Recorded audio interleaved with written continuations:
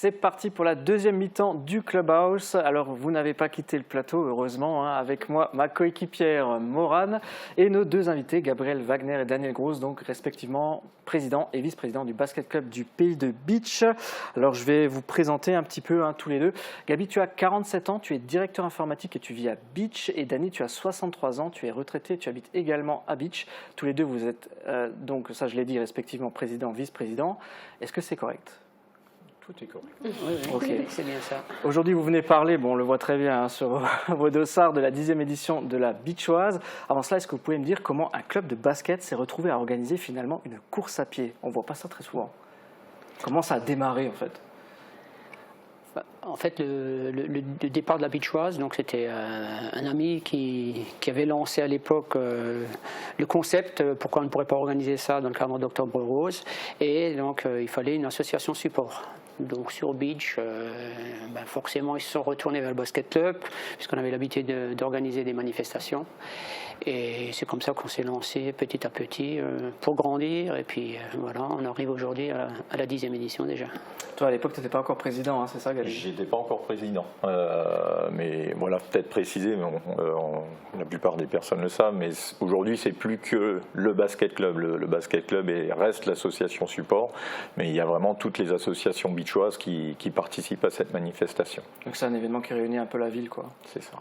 Durant la crise sanitaire, la formule, en fait, elle avait été simplifiée. Il n'y avait plus de chrono ni de podium, mais cette année, l'événement renoue avec ses débuts, avec le retour d'une course chronométrée. Et cerise sur le gâteau, il s'agit d'un trail urbain nocturne avec passage dans les souterrains de la citadelle. On en parlait tout à l'heure. Dani, est-ce que tu peux nous expliquer un petit peu le parcours? Alors le point central, c'est le marché couvert. Donc il y a des infrastructures pour accueillir le public, il y a du parking autour. Et de là, on s'est dit, bon, voilà, on va partir. La première étape, c'était le Fort Saint-Sébastien. Donc il y a aussi un site historique pour la ville de Bitche. Et de là, on prend la direction donc, de la citadelle. On va traverser le jardin pour la paix. On va redescendre donc au centre-ville pour rejoindre le parc du Stadtweiher. Et de là, on va remonter jusque devant la mairie qui sera illuminée dans le cadre d'Octobre Rose. Et de là, on va prendre la rue des Tilleuls pour remonter jusqu'à la citadelle. Donc, première étape, c'est le parking. Ensuite, on monte jusqu'au pont-Lévis. On va faire la circulaire. Il y a à peu près 1,3 km de circulaire.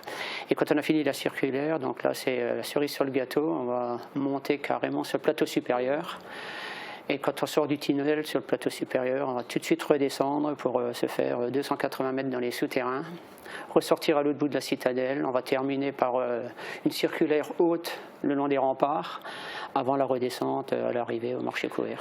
Mais tu me parles beaucoup de descente-montée, il y a combien de dénivelé là? Alors il y a un peu plus il y a un petit peu plus de 200 mètres de dénivelé, mais en fait c'est des pourcentages aux alentours de 10% quand vous montez jusqu'à la citadelle. Il y a une course de 10 km du coup en tout. Dis-moi juste, moi quand on me parle de souterrain de la citadelle, ça me fait penser à la Rohrer-Bachoise avec le Fort Cassel. Est-ce que ça vous a inspiré ou pas pour faire ce programme? Oui et non. Alors c'est vrai que j'ai déjà fait personnellement la Rohrer-Bachoise, c'est joli. Bon, la Rohrer-Bachoise, en fait, on traverse pratiquement un tunnel. Or là, la particularité de la citadelle, on descend des escaliers, on remonte, on va d'une pièce à l'autre. Enfin, on visite un fort qui était habité quand même à l'époque par 1 millier de personnes. Et en fait, on s'imagine un petit peu la vie qu'il y avait quelques siècles en arrière, quoi, hein. Et bon, c'est vrai que c'est bien mis en relief aussi, puisque c'est le parcours visiteur. Et bon, on en prend plein les yeux, quoi. Alors le rendez-vous, c'est vendredi à 20h, hein, c'est ça? Oui. Comment on fait pour s'inscrire, pour participer? Alors les inscriptions se font en ligne sur le site de Performance67. .com, ouais. Et sinon, il y a également possibilité d'inscription donc sur le flyer qu'on a distribué, qu'on a remis dans tous les commerces locaux. Et donc là, on peut faire une inscription papier. Donc la date limite des inscriptions, ce sera pour mercredi soir. Demain, donc, voilà. Et par contre, on ouvre encore les inscriptions le dernier jour pour vraiment les retardataires, donc de 18h à 19h30, avec une majoration à ce moment-là de 3 €, puisque bon, il faut quand même préparer préparer les dossards. Majoration de 3 euros, mais c'est combien de base? Donc là-bas, c'est 12 € l'inscription. Ok. Il y a combien de personnes inscrites pour l'instant? Alors on a passé là, hier soir, on a passé les 200 inscrits, sachant que les 2-3 derniers jours, on avait une cinquantaine d'inscrits par jour. Là, donc l'objectif, c'était au départ déjà arriver entre 200 et 250. Donc là, je pense qu'on va l'atteindre. Et puis après, le reste, c'est que du bonus. Ok. On t'a beaucoup parlé, Dany, on va donner un petit peu la parole aussi à Gabi.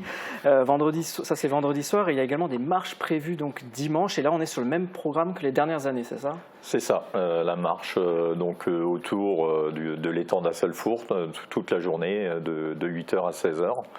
Donc, pas d'inscription nécessaire. Pas d'inscription. Les gens viennent, font leur petit jogging, leur petit tour en vélo ou alors leur petite marche, et peuvent également contribuer en faisant un petit don à la lutte contre le cancer.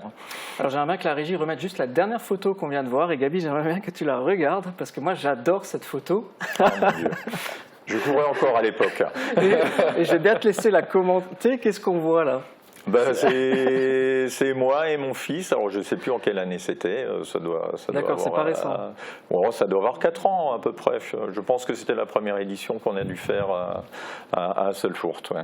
C'est bien, vous savez communiquer au basket club du coup. Venez avec nous, on va parcourir. C'est ça. Venez courir. Alors il faut aussi rappeler quelque chose d'important. Cette course, elle soutient donc la Ligue contre le cancer en Moselle. Et depuis sa création en 2014, la Beachoise lui a reversé plus de 53 000 €, hein, c'est ça? C'est bien ça, oui. Et chaque année, donc, est-ce que vous reversez l'intégralité des recettes? Alors jusqu'au dernier euro, tout est reversé. Et d'ailleurs, tu as ramené avec toi, Gabi, l'urne de l'édition 2023. Allez, en exclusivité sur Mosaïque Cristal, attention. Voilà. Elle est trop canon. En rose. En rose, ouais. Pourquoi alors une boîte aux lettres cette année? Avant, c'était des urnes assez classiques, non?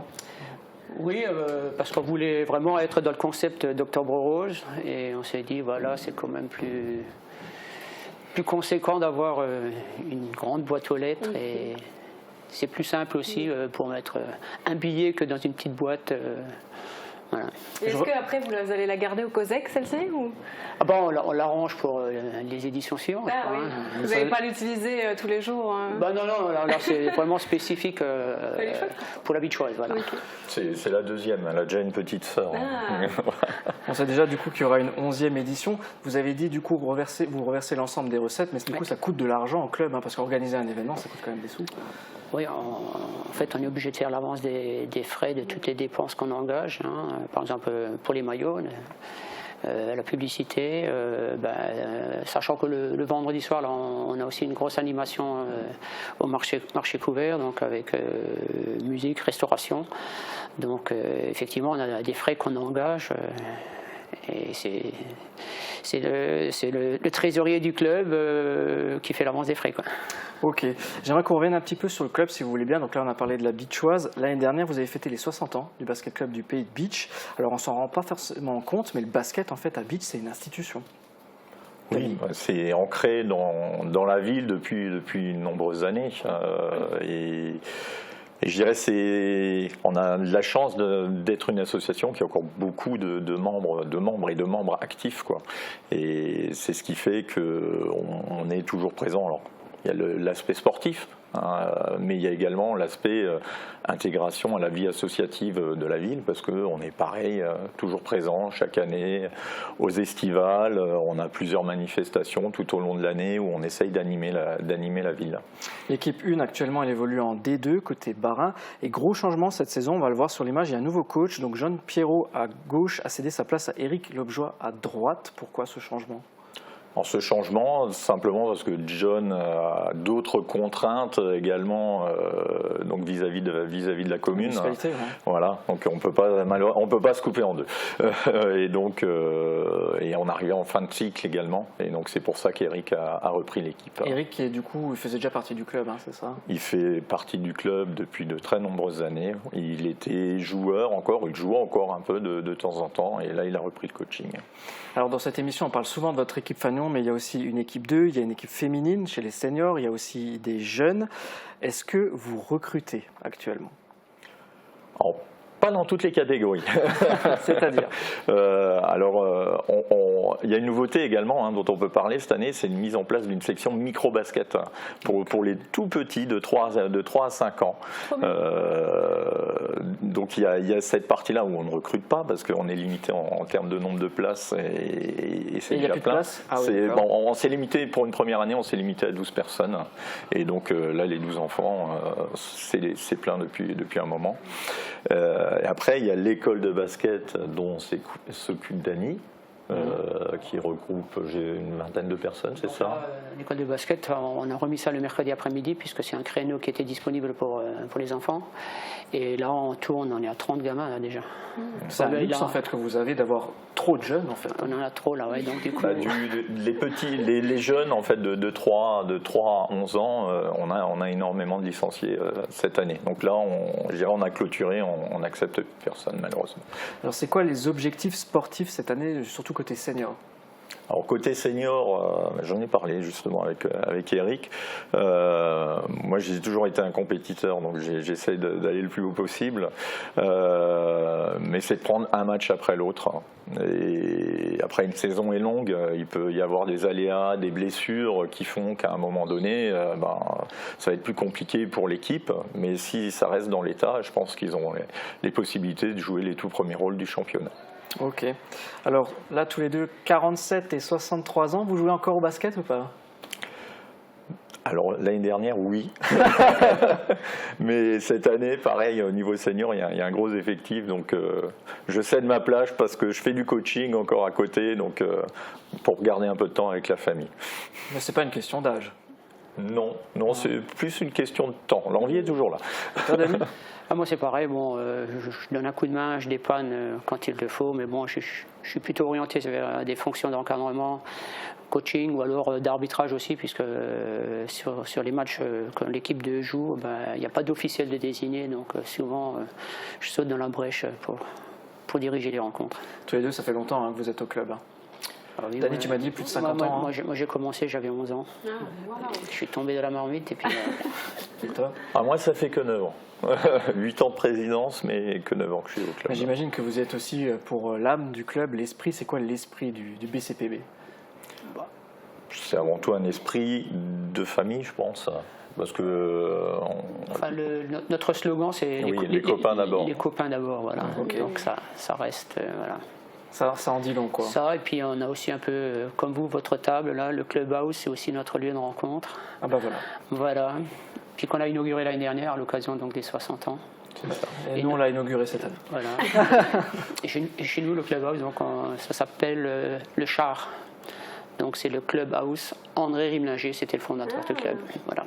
Okay. Donc ça fait aussi un petit clin d'œil à la garnison qui à l'époque accueillait les chars. Initié le club, d'accord. Merci en tout cas à tous les deux d'avoir partagé tout ça avec nous.